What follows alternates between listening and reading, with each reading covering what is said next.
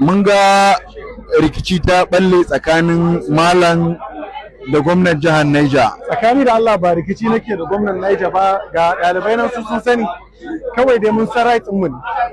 Najeriya ta ba da dama 1999 constitution as amended kan cewa duk wani citizen na Najeriya yana da dama ya yi addinin da yake so, ya yi abin da yake so ba tare da wani restriction ɗinsa ba.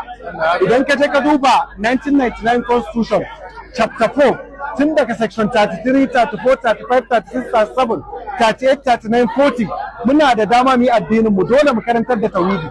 Mutumin da ya zo ya ce salatul fati ta fita annabi, ko da aka haife mu an faɗi salatul fati dole mu faɗa mai mahaukaci ne shi, zindiki ne shi, kafiri ne shi. Wannan shine fahimtar mu kuma shine addinin mu.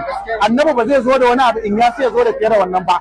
Sannan in yasin da yake karewa cikin jawahir rasail cewa yayi gurin annabi Musa, innani ana Allahu la ilaha illa ana fa'buduni wa aqimis salata li zikri, cewa annabi Musa yayi fana'i, wannan abin da suke kira fana'i ya danganta annabin Allah da shi.